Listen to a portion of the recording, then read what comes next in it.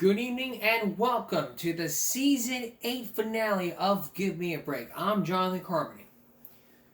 We all love to cook something. We cook for ourselves, we cook for our girlfriends, we cook for our boyfriends, husbands, wives, in-laws, our dads.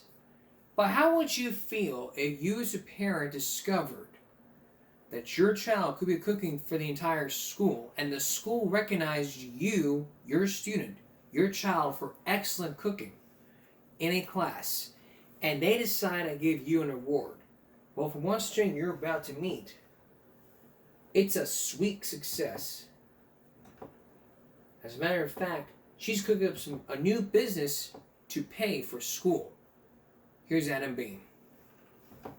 For 11th grader Lauren Sandoval, college has always been a goal. I actually want to go to UT Austin and eventually become a certified anesthesiology assistant. But with the cost of higher education, Sandoval knew saving up was crucial. To bring a little bit of extra cash, she decided to turn her passion into a business. Some of my friends were kind of asking me, like, hey, are you still baking? The more I thought about it, I was also at the time researching like how to pay for college, scholarships and stuff. And I was like, hey, maybe I can sell them like everybody's been saying the past couple years.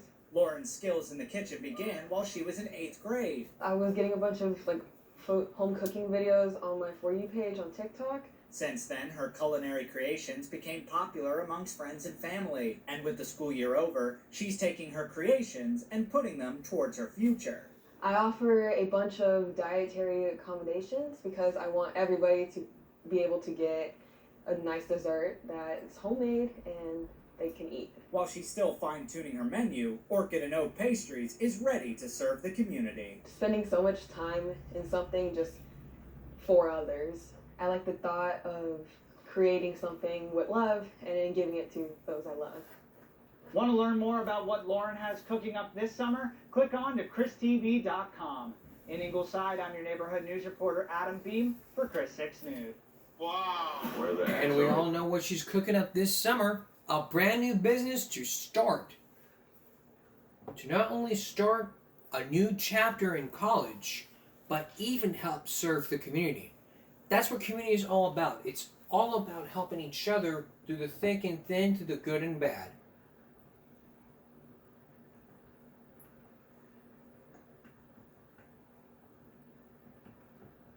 And I'll tell you, whether you're helping out your community, whether you're whether you're helping out your community, whether you're helping out your community, or whether or not you want to donate to something, you want to show your love and support. That's what community is all about. Showing your love, not just showing your love, but showing your love as well as your support. That is a sweet success. And a sweet success it can be.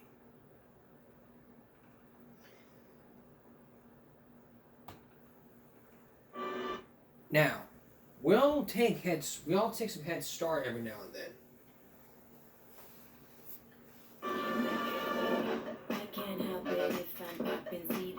And chances are you probably took some head start too when you were a child.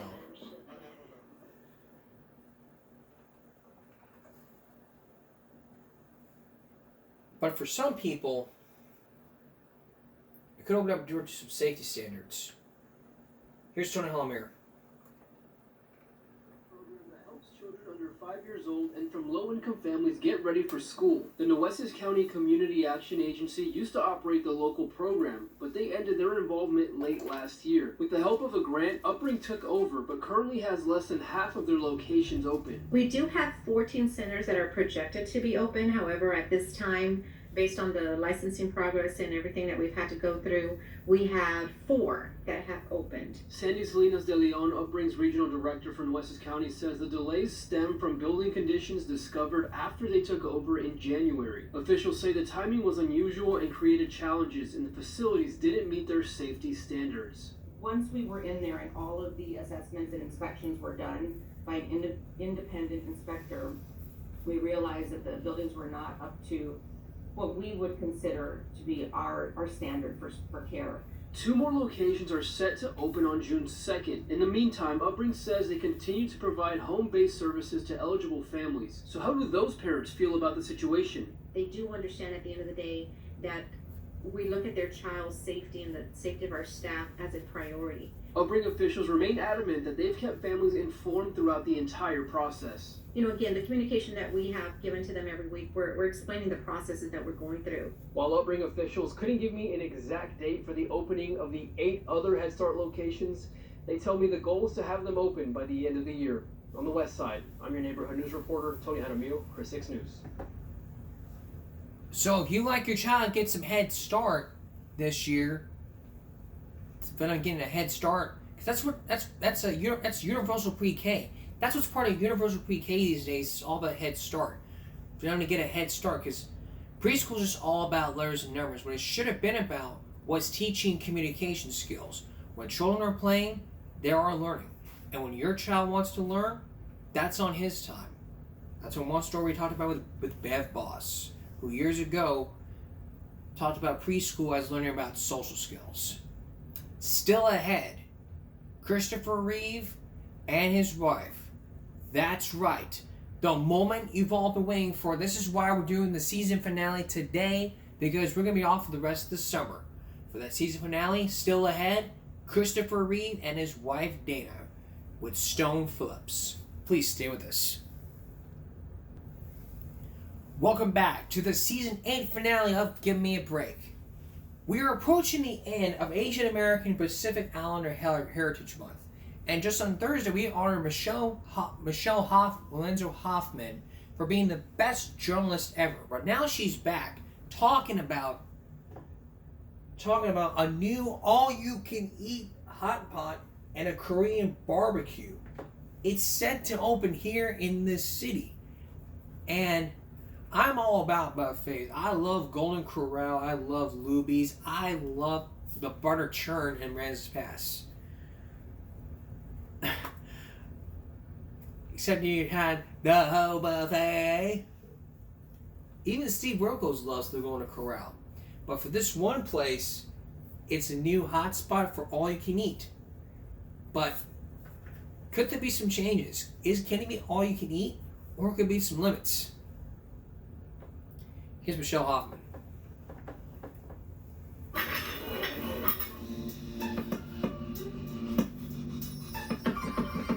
If anyone asked you where to find great sushi in the coastal bend, one name keeps coming up. Is it Umaya or Umiya? We've confirmed it, folks. It's Umiya. We want to bring affordable sushi for everybody.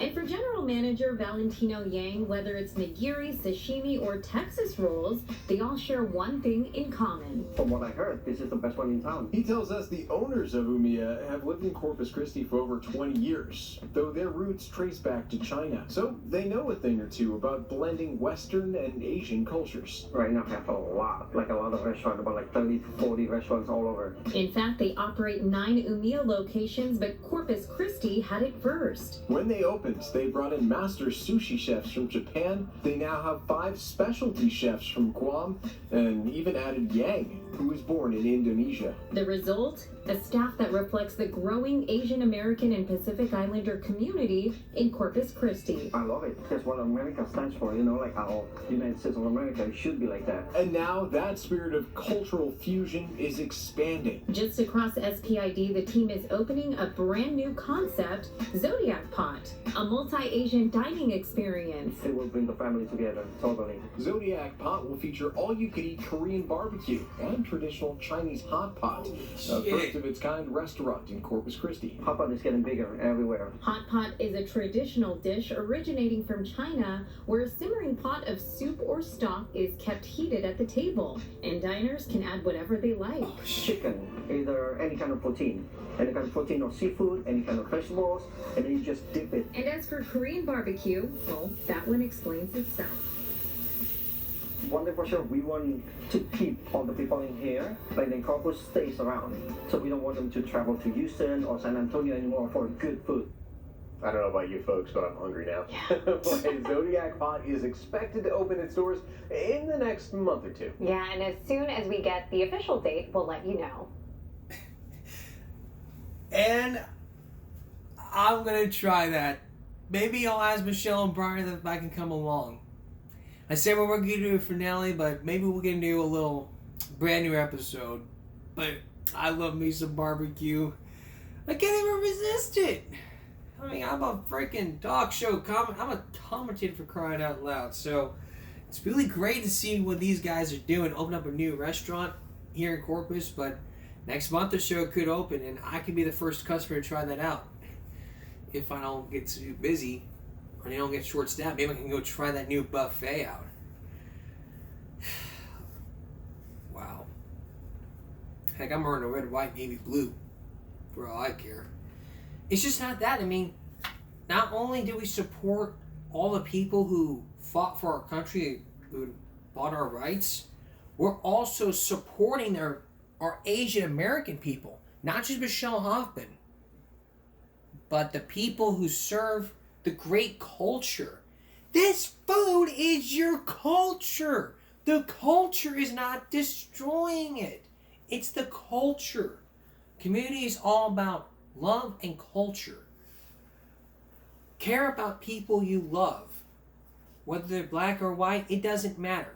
There was one rude comment on Michelle Hoffman's Instagram that just really made me sick. I mean, someone said about someone's tits. Listen, let me tell you something. That is very offensive and very disrespectful. You do not insult or talk to a female journalist that way. If you don't like the way she's wearing things, don't say a damn thing. You keep that shit to your fucking self. I mean, 2 years ago, Kristen Wallen someone talked shit about Kristen Wallen's bell dress, and everybody stood up for her. Everybody. In protest. And I commented there saying, hey, don't talk about you dress what you want, how you want to dress. Because you are the best in the business. It's not just an excuse, it's the truth. And I speak for the truth. That's what I stand for. I stand for the truth. And so when I stand up, you stand back. I stand for honesty, common sense.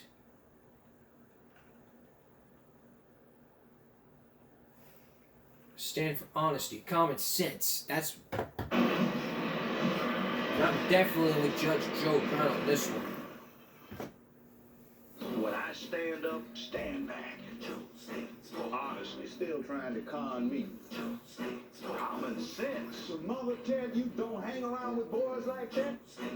No nonsense. Boot his butt out the front door and let him go. Integrity. You ever heard of being a man? Who says a judge has to sit on a bench? Justice. Watch Judge Joe Brown today at 3. That's what I stand for. I stand for the truth, justice, common sense, integrity, and the ability to calm down on the little, and the ability to come down on little people, the big guys hurting the little guys. But the thing is, support true women journalists. If you support them, that's great. I'm not being sarcastic. That's a great thing you're doing. Keep showing your support. I support Tony Amir. He did a story on me once. I have full support for the people who always listen to me in this community. And believe me, I've gotten a bunch of love support. I've gotten a lot of people who always tell me they love me. And believe me, they're right in my shoes. Even though they may not be on the spectrum, but they do have kids who are on the spectrum. And I'm a hero to them. And there's one person who is a hero.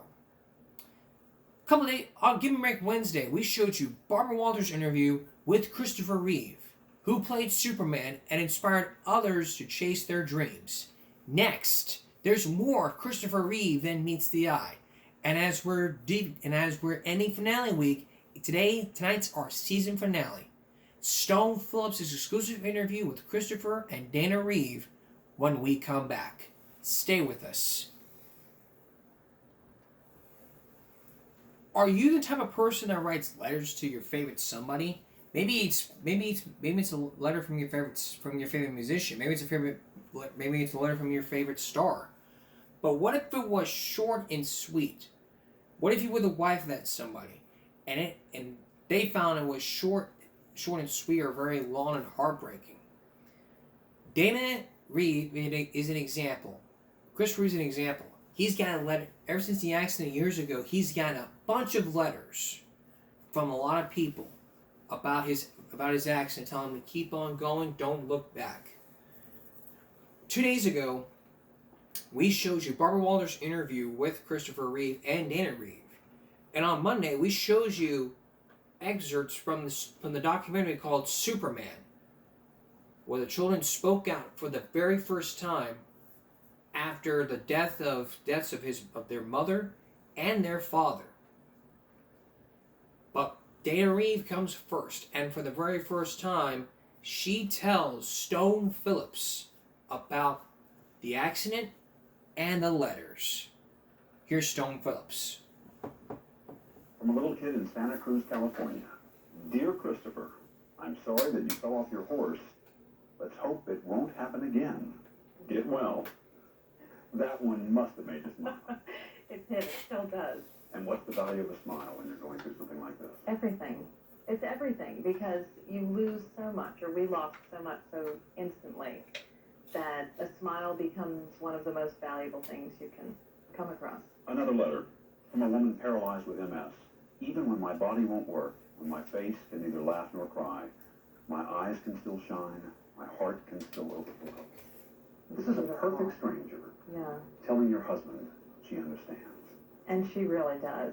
Chris's eyes still shine. Yeah. Oh, yeah. They do. They twinkle on cue, in fact. What else would you expect from Superman?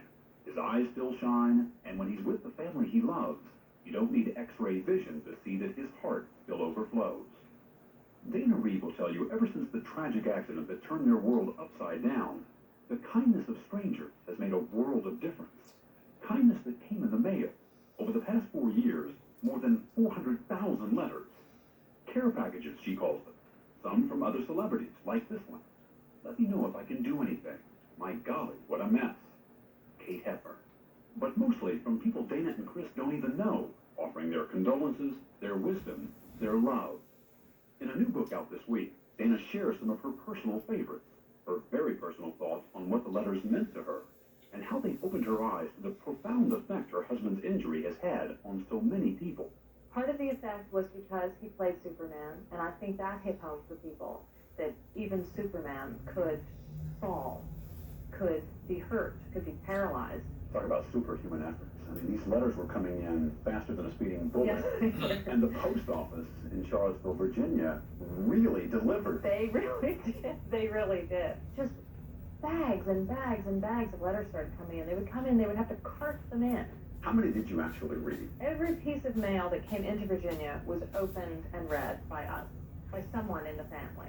How many did you share with your husband? Oh, dozens every day. Even when he was in intensive care? Oh, yes.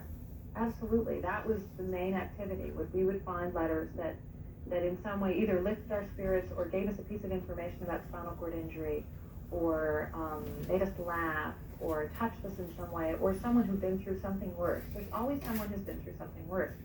Dana spent hours sorting the letters by subject, indexing them according to the kind of information or emotional support they provided. It served a certain purpose. I mean, if you needed to laugh, you could go to one box. Yes, and we had a box that was labeled humorous or funny, or yeah. And if you needed courage or inspiration, there was a box for that. We had a box literally that said inspiration on it, and there were days when we dug deep into that box. Did the letters take on different meanings for you as you went through the different stages of dealing with Christopher's injury? Absolutely. Initially, we really latched on to letters from people who had a spinal cord injury and recovered, who walked, who would say, don't believe what the doctors say, it's not as bad as you think, it's all going to be better, it's all going to be great. And initially, that was a kind of hope that we really wanted to hang on to. Strong optimism. Yes. For example, they got us facts from this Florida woman who survived a terrible plane crash back in 1985. Debbie Katz suffered a spinal cord injury similar to Chris's, was completely paralyzed, also on a ventilator, and told she'd probably never regain function. Miraculously, she did, and Dana couldn't wait to call her. I called up and someone yelled, "Daddy, Daddy, Superman's wife is on the phone!" And I heard the sound of footsteps running, and I don't know, like talking and shrieking, and then picking up the phone. And as I was hearing, I thought, oh my gosh, she really can. Like, she can not only walk, she can walk quickly. At that time, that was very encouraging to hear. Very. It was very encouraging, and we needed that, and it was so valuable to have, because you need to make it through the day. You need to make it through the next day. You need to make it through the hour. But as the months passed, it seemed less and less likely that Chris would experience a dramatic recovery like Debbie or dozens of others who wrote with similar stories. In this letter from Covington, Louisiana, Ann Chase, who was paralyzed in a car accident 6 years ago and received lots of calls and letters herself, made a prediction. You will get tired of people telling you how they know someone who broke their neck and are now normal. She was right. As they settled in for the long haul, it was a different kind of inspiration Dana looked for in the letters. The shift happened when we realized that really the doctors were right, that the amount of movement that Chris had was exactly what they said, and that he was on the respirator and it was likely to stay on the respirator, and now we had to adjust to that. And then the letters that talked about life in that configuration were the letters that were most helpful, not the ones who had had their miracle. That became almost painful to read. The letters from people who say, I'm on a vent, and here's a picture of me skydiving.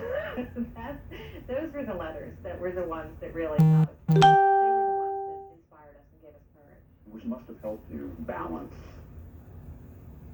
the hope and the determination to really beat it with the peace that comes from accepting what happened and kind of redefining your dreams. That's a hard balance to strike. It's very hard. You want to continue looking towards the future with hope, and you need hope in order to continue. Hope for something.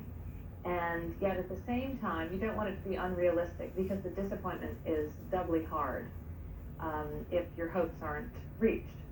That's a lesson the paralyzed woman from Louisiana had already learned. So in her letter, she focused not on a cure, but on coping. Pick someone to tell how scared you are. Choose a person who will listen without reassuring you, without saying everything will be okay. Good advice. Excellent advice. I think that's excellent advice for anyone. I really do. I think that we all have to have people in our lives who we can tell the real truth to, because there are some very, very deep emotions that go with any kind of sudden tragedy. One of the most touching letters came from Cheryl Farting, an upstate New York English teacher who wrote that her 10-year-old son had given her his Superman action figure and told her he had an idea. Here, Mom, take this for your treasure shelf, Jeff said. Put it in the magic bowl, and we'll pray for Christopher Reeve. We'll move Superman's legs and arms every day because Superman can't do it for himself right now. I know if we help him exercise, it will help Christopher Reeve. That was just such a beautiful thing. Once again, a child says it all. They're so smart. But of all the children who looked up to him, this one looked up and saw much more than Superman. Will Reeve was just 2 years old when his father was injured. In her book, Dana tells about the first time Will saw his dad in the intensive care unit. He had been very frightened about visiting Chris initially in the ICU, as many small children are. Eventually he got over his fear, and he had a great visit with him. And he looked up at me and he said, Mommy, Daddy can't run around anymore. I said, no, he can't run around anymore. And he said, and Daddy can't move his arms anymore. And I said, no, he can't move his arms anymore. And he can't speak anymore. No, he can't speak anymore. And then he paused and said, but he can still smile. That said to you that he was on his way He was to on being his okay. way. And also, right, so that was important to me. And also just the message is so important. He's absolutely right. You have to look at what you still have. It's been 4.5 years. Yes. How are you doing with all of this now? Well, it's amazing what you can adjust to and how you can redefine your life. Dana put her own career as a singer and actor on hold for 1.5 years after the accident. choosing to be there full time for her husband and for Will. But she's resumed her career, appearing last year in a Broadway play, now hoping to land a role in a musical and build her resume in a world that knows her best as a caregiver, a fundraiser, and a wife. To the public, you have been starring in this supporting role Oh, that's an interesting way to put it. for all of these years. Mhm. How do you avoid being defined by your husband's life? Oh boy, I wish I could answer that because it's something I grapple with a lot. When I started back to work again, it was interesting because I felt like the impression was, oh, isn't it nice you have something to do? Because she's had something to sort of dabble in. And I kind of resented that because I thought, no, I've always done this. Did you have any idea how your role as Chris's wife would change? No, I don't think I had any idea. It did change. There's a 10-year age difference, and he was much farther along in his career than I was, and he had already had a relationship, he'd already had children, and I think if anything, I sort of looked up to him, and he kind of was the leader, and suddenly, there I was, having to be the leader by necessity. I had to. There was no other way. Chris was in a hospital room, and there were decisions to be made, there was insurance to take care of, and I somehow managed to get through it. And I would think now, we are absolutely on an equal plane. A different balance. He asks for my advice as much as I ask for his advice, and I don't think that was always the case. There were times I couldn't help but wonder. Think of Christopher and Dana Reeve as care packages for one another, helping each other through the emotional highs and lows, facing this challenge of theirs with more than a little help from their friends. A box for smiles, a box for inspiration, and a box for courage with a man of steel and a woman as strong as any superhero you'll ever meet. So now that you've heard from Dana, when we come back, we're going to hear from Christopher Reeve as Stone Phillips continues his interview with the former Man of Steel. Get your popcorn out, plan a girls' night, plan some guys' night. Get everyone here on the table. Please stay with us. By the way, Dana Reeve would often look back at those letters and sometimes be right to say thank you. And share her own advice, don't just say thank you, just hand me a grocery list. So how's Christopher Reeve doing these days? Well, turning now to our story. You've heard Dana Reeve talk about all the letters and all the love she's given to her and her family since Christopher Reeve's accident years ago. Now we look at Christopher Reeve back in 1999, just 4.5 years after his accident. How's he doing now? And what do the letters mean to him? Once again, here's Stone Phillips. I have complete sensation down my spine to the bottom. I'm also now able to move my diaphragm, which is way below the level of my injury, so that I often practice breathing off the hose, and I'm able to breathe in normal motion. We'll tell you when we're really sure. Okay. For Christopher Reeve, normal is not a relative term. He sets his goals and measures his progress the way any healthy 47-year-old would, anticipating the day when he believes he will walk again. He'll tell you that his bones are stronger than normal, which is very good news, because paralysis like his can lead to osteoporosis. He points proudly to studies where men his age were tested for bone density. The healthy ones scored 100%. And they tested me and I scored 120%. Always an overachiever. Yeah, I love getting competitive about this stuff. I live for that. You know, when someone says, do 15 reps, I'll do 20. Let's go, go, go, go. Yeah. He exercises every day to keep his cardiovascular system in shape and does an experimental form of therapy on a treadmill once a week. His results have been excellent. Of all the main muscle groups, I have no atrophy. 4 years later, no atrophy. Yeah. My intention is to try to look like somebody who doesn't belong in a wheelchair. I know that may sound, arrogant, but I don't feel that I belong in a wheelchair. I don't feel anybody does. It happens. It's a fact of life. You accept it. But you can also say, I will not accept this forever. And that's what drives me. And what excites him are the astonishing advances that have been made recently in spinal cord research. Scientists have actually found ways to restore motion in paralyzed lab animals by regenerating damaged spinal cord tissue, something unheard of 10 years ago. But Chris says, unfortunately, the closer scientists come to a cure, the more mired they become in politics. Now we're down to the ugly part, unfortunately, which is patents, money, who gets the credit, who gets the Nobel Prize, who's going to profit from it. There's a lot of stuff.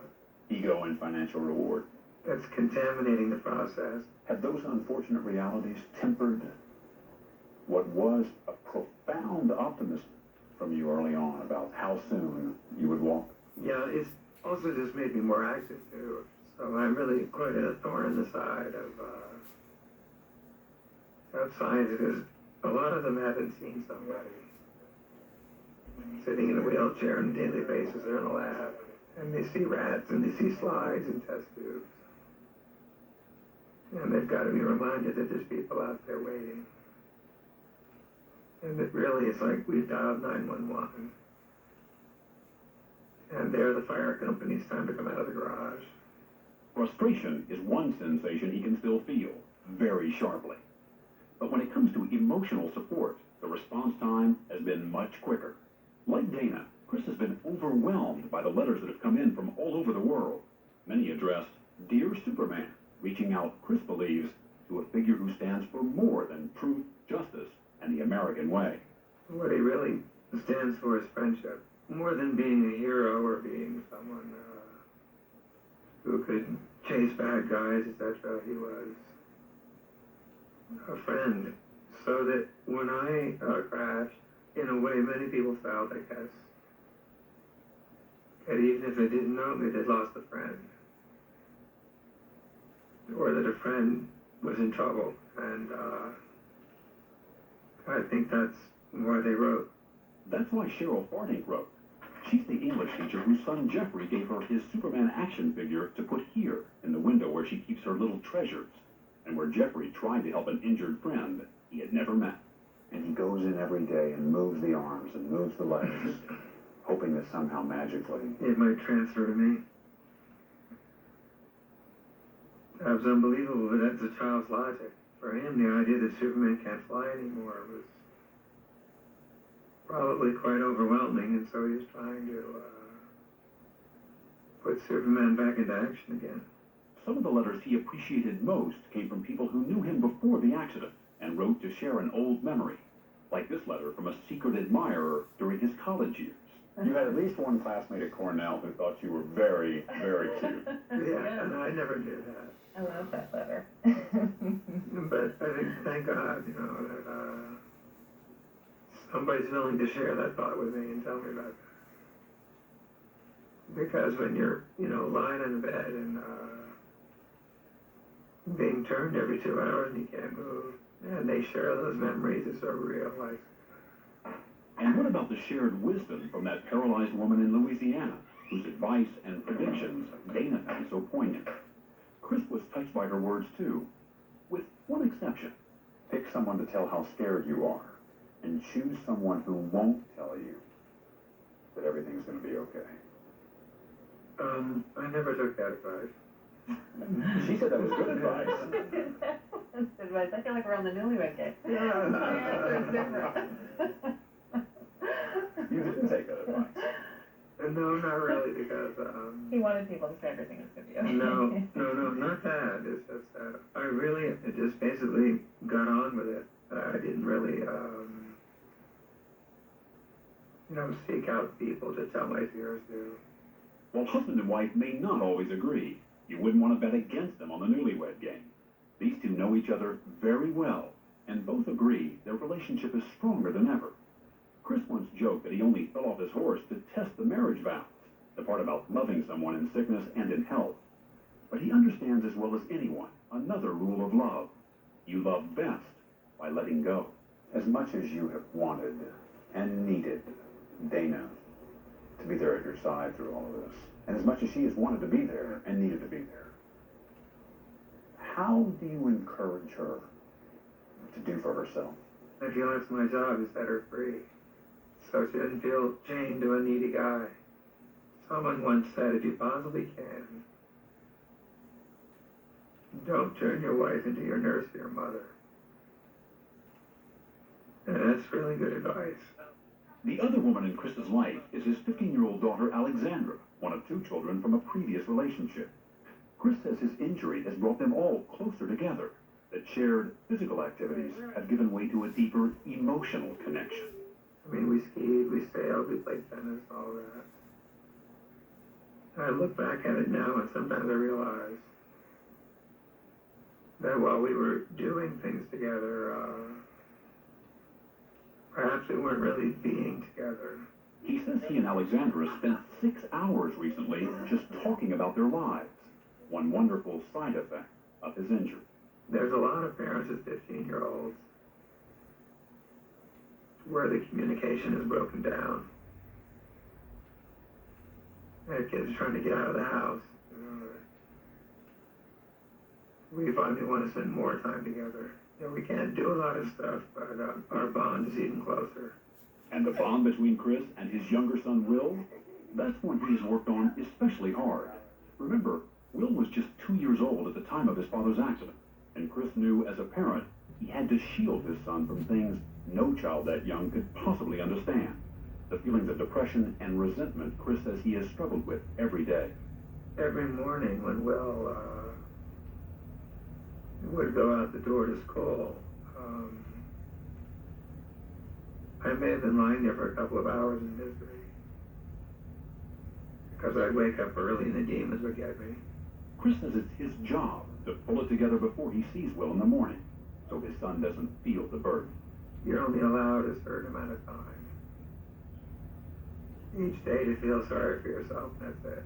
My hours are between 6 a.m. to 8 a.m. Those are the tough hours. No, those are the self-pity hours. And the precious hours? They're the ones like these in the backyard. A father giving a few coaching tips to his favorite slugger. Keep the bat off your shoulder. No lectures on truth, justice, and the American way from this dad, at least not yet. He's too busy learning lessons himself from a son he says surprises him all the time. Talking about upbeat. After Will saw you for the first time in intensive care, he had a conversation with Dana, which I'm sure you've heard, where he said that Daddy can't move his arms, Daddy can't move his legs, but Daddy can still smile. He can still smile, yeah. And over the years, he's just become the most compassionate, loving kid. So I made it back to school night to talk to the teacher. And he says that when anyone's in trouble, or any kid has been left out, Will goes over and puts an arm around them. Will's learned to take care of other people. And be a friend. And be a friend. Once again, the title of Dana Reeves' new book is Care Packages in bookstores starting this week. To read an excerpt and to find more information on spinal cord injuries, the search for cures, and how you can help, check our website at dateline.msnbc.com. Cool. A great heartbreaking end to the season finale. But show's not over yet. We're taking another break. We'll be right back. Sorry. Stay with us. Fasten your seatbelts. We're taking on a roller coaster ride to racial segregation. The mayor of your town has a plan for racism. We keep racism out of the show, but what we've shown you was an undercover cop, a racist one who would arrest black people and accuse them for using drugs. He would often use the N-word as a greeting. He says he's not a racist, but he used the word as a white person. And I've said this a couple times. I am not a racist. If I, as a white person, would ever and never, it's the same thing like everyone else is saying. You shouldn't call a female girl a bitch, a hoe, or a whore. It's derogatory and offensive towards women. And if I, as a white person, would never, and I would never, but if I did, if I came up to a black person and said nigga or nigger, they beat the crap out of me. That's how it would be. You go on the street and say the N-word, you wouldn't be respected. You get your ass beat. But that's how it is in segregated America. A plan that was put in place could often turn out to be community service. Here again is Stone Phillips. The students at Irving Elementary School in Dubuque, Iowa are 98% white. This year, they got a new principal from out of town. They like him. He's different. And in Dubuque, he's a first. Come in. Come in. Come on in. How you doing this morning? Are there other black teachers? Not to my knowledge. Guidance counselors? None, whatever. You're the only one. I am the only one. Hey, who was number 33? Before Jerome Greer came here, most of these students had never had any contact with a black. Many had never even seen one in person. How have the children at the school reacted to your being here? Since I've been here, there has not been any situations where I could consider a child as being opposed to having a black principal. And I thought it a very good and real honest communication when the kid asked me if he could feel my hair, because he had never touched a black person's hair. I can have white people in this community who can spend their whole lifetime moving throughout the community and never see a black. Dubuque Mayor James Brady wants more blacks like Jerome Greer to come to his city. I have people who go to their fathers and say, is that man really a professor? I thought all blacks were athletes. We're culturally deprived. I have people writing letters to the editor who say the blacks won't come anyway because they don't like the cold. You make it sound as if Dubuque's been in a time capsule. I'm sorry, but we have. We've got cloudy skies and 45 degrees in downtown Dubuque. There was a time when blacks were literally turned away from the bridge in Dubuque. The white population wanted to isolate itself, and it did. According to the 1990 census, Dubuque County is the whitest county in America. And the city itself, population 60,000, has just 331 blacks. Why? Well, just ask Hazel O'Neill.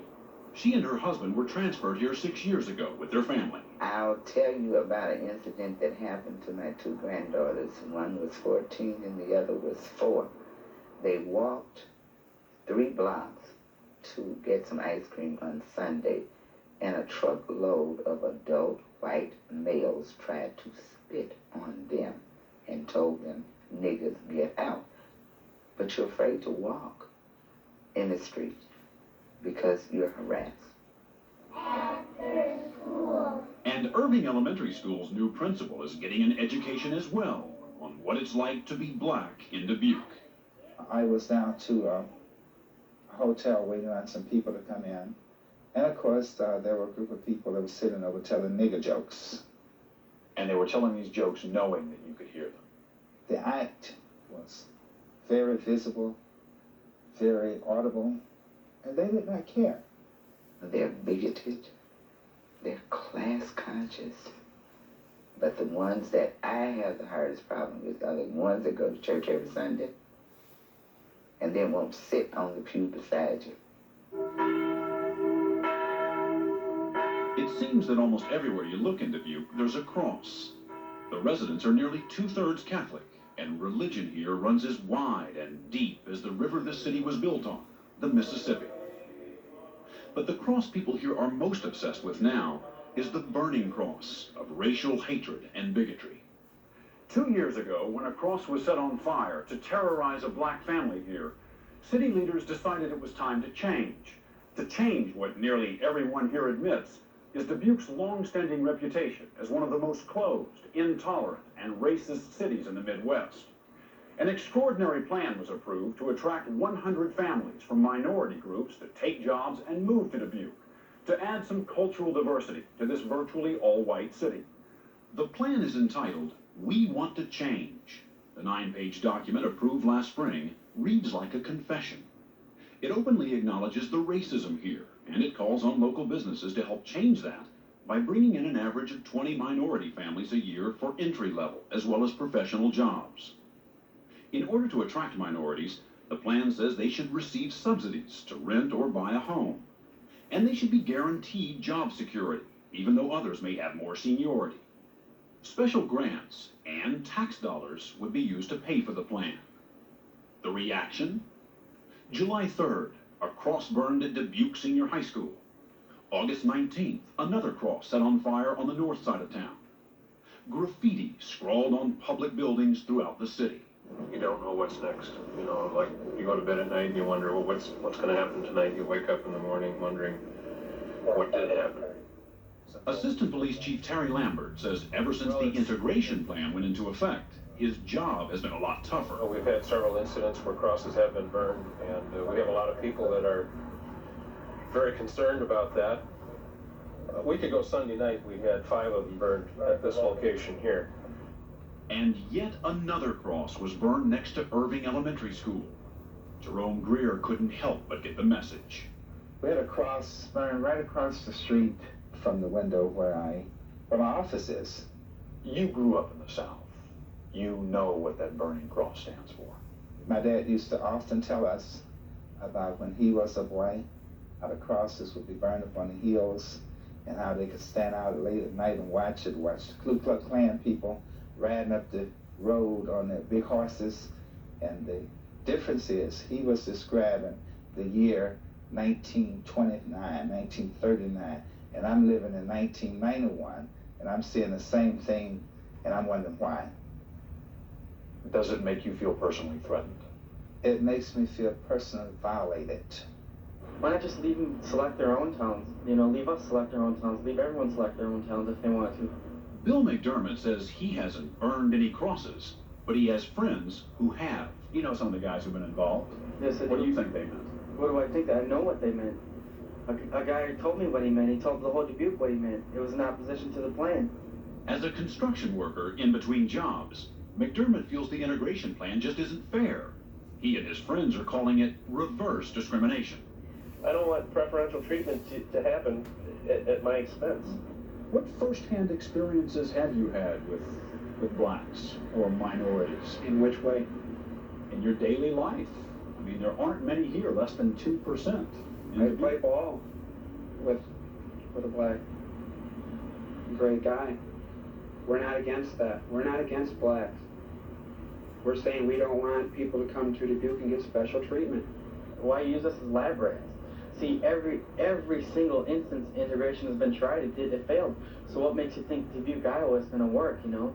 To underscore their opposition to the integration plan, McDermott and his friends posed for this portrait, sporting the emblem of the ultra-right-wing group, the National Association for the Advancement of White People. What's the message you're trying to send out?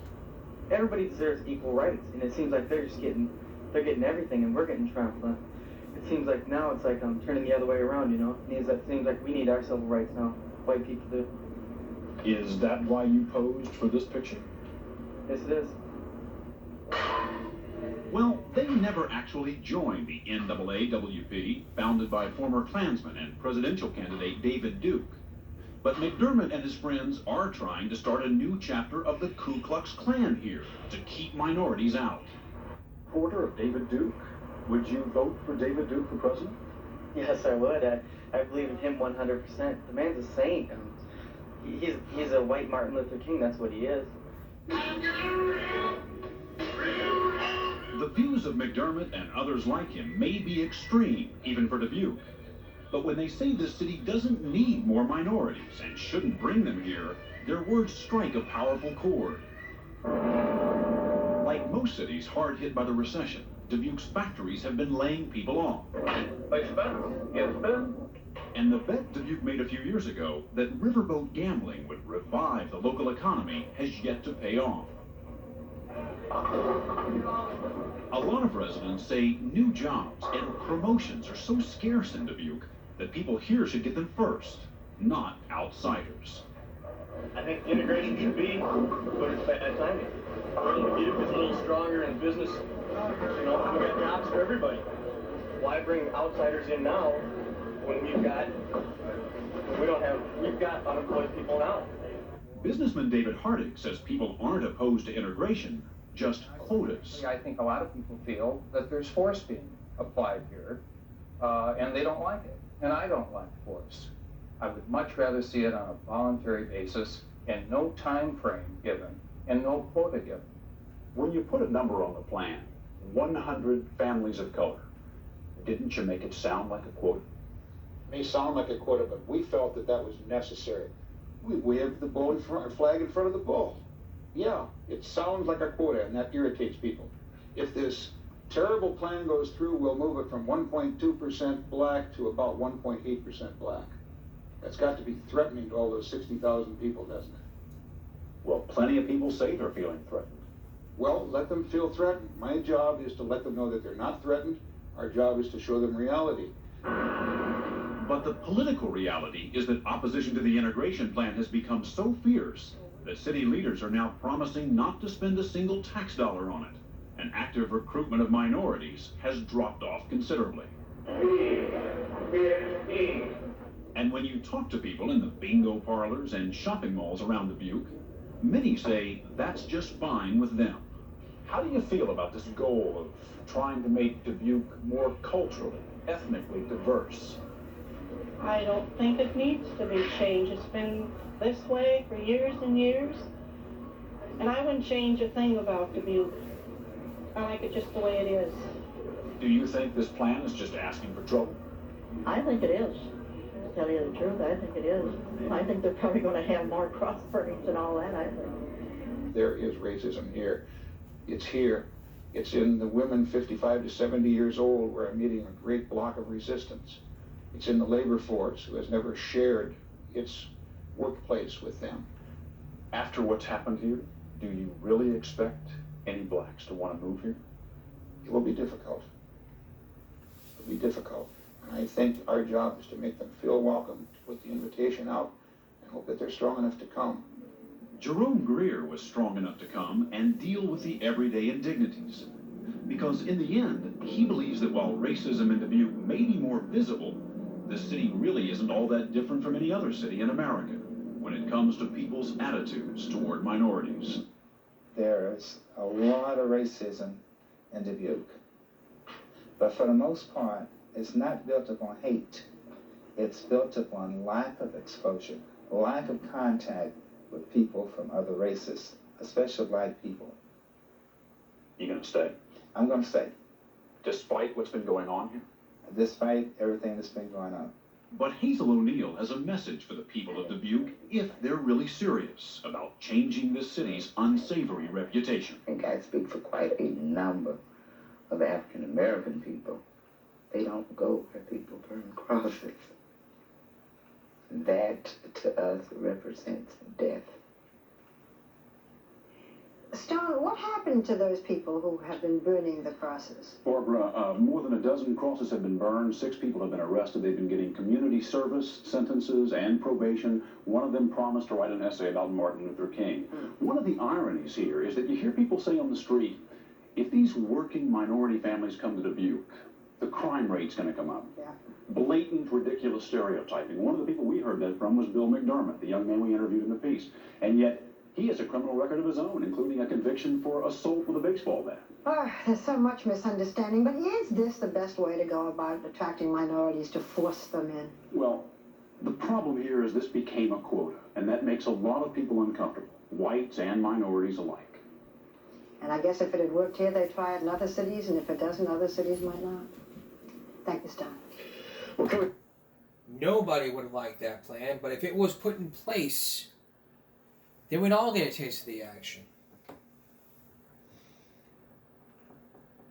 And even then, we wouldn't be in everybody else's shoes. We're gonna take a break. We'll be right back.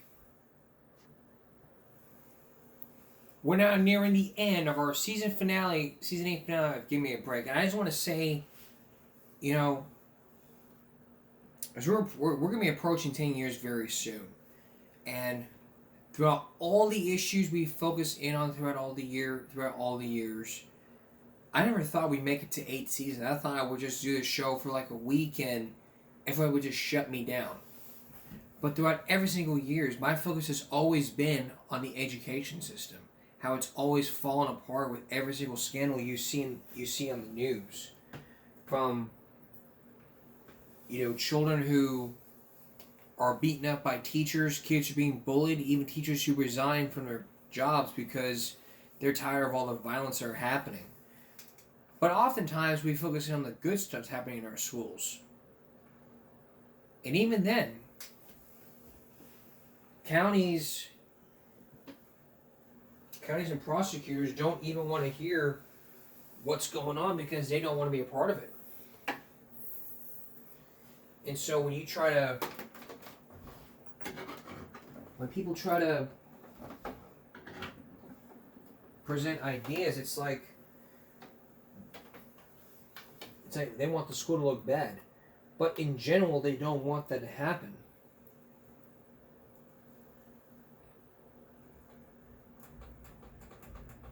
But I think one of the most relatable issues that we've ever been focusing on throughout the 8 years has been bullying. There's a lot of bullying going on, and nobody seems to find ways to do it. And from one of the stories you talked about some 2 kids who have been picked on, the bullies seem to just sit there and say, well, they instigated this, they instigated that, blah, blah, blah. And, nobody tends to do anything about it except to say, there's nothing we can do for your child.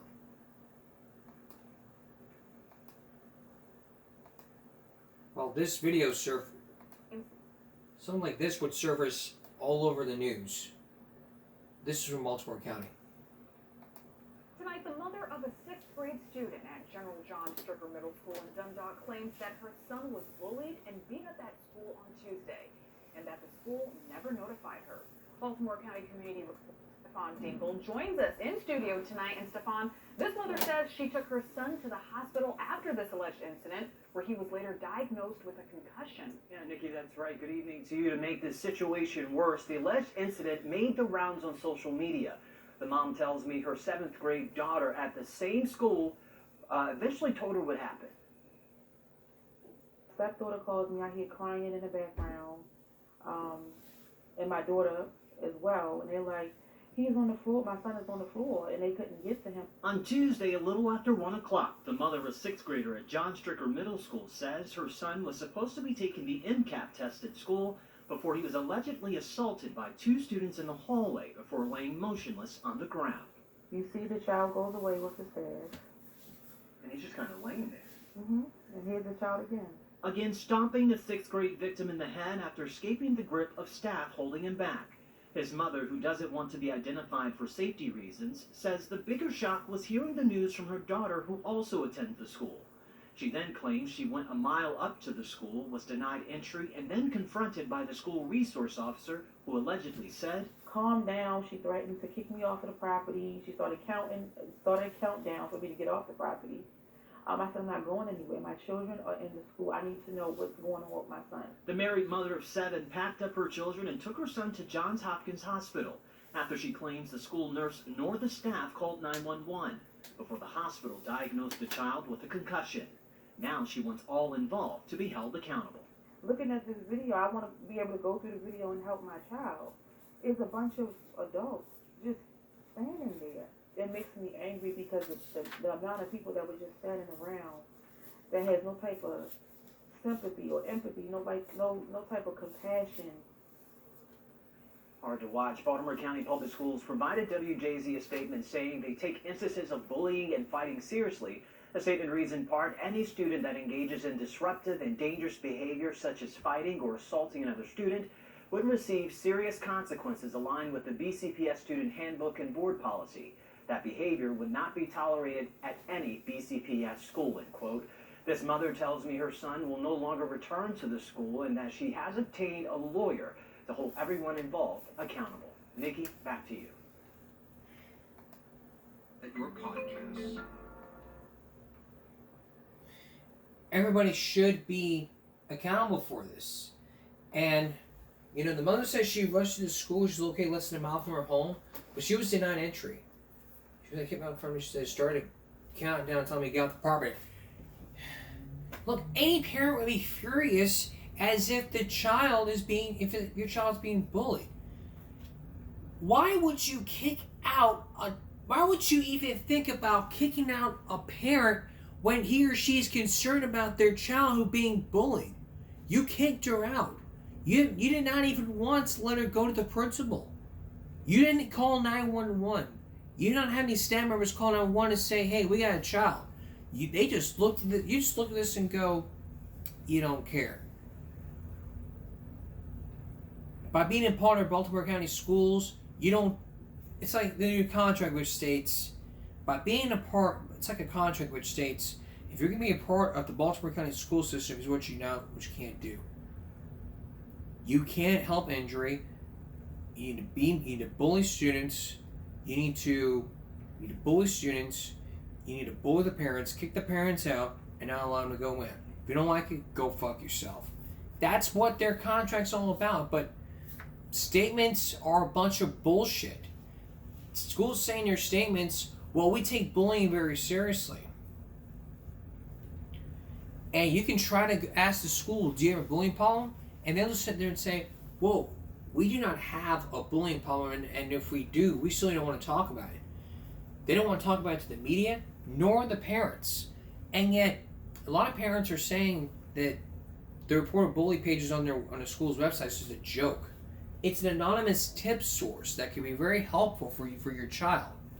If the school gets a hold of it, if your school gets a hold of it, then the school needs to respond immediately.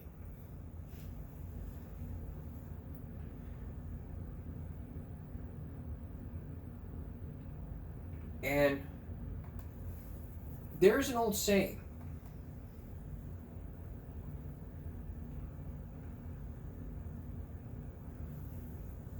Telling is not tattling. If you're going to someone in authority, when you go to someone in authority and you say, "Oh, my child's being bullied," that is not tattling. Because we all have heard say, "Oh, nobody likes to tell a tale." Well, telling somebody you're being victimized, you're being bullied, that's not tattling. That is helping them out. And I often say this is the loneliest time in a child's life, and you don't want to leave your child alone. Period. For more information on how to prevent bullying from happening, visit our newsletter at givemeabreak.substack.com, as well as our Stop Bullying Speak Up group on Facebook, which you can log on by going to facebook.com, keyword search Stop Bullying Speak Up. There you'll find some information with some tips and stories about bullying, as well as the playlist. So check back in the playlist for all Give Me a Break episodes. You as well can learn how to stand up to a bully. If you get your ass kicked, then don't cry, but you stood up to the bully in any way. Well, that's it. That's all for season 8. That's all for this edition of Give Me a Break Friday going to Saturday. As well as season 8. We're taking the summer off just to relax. But if there's any new developments happening, we'll let you know. No Second Look Saturday, but we're back again after Labor Day. For all of us here at YouTube, Give Me a Break. Stop bullying, speak up. Concentration, not strength. No jaywalking. Autism is not a disability. It is your superpower. And as always, please take care of yourself and each other. And thank you all for watching Season 8 of Give Me a Break. I'll see you when we celebrate Season 9. Good night.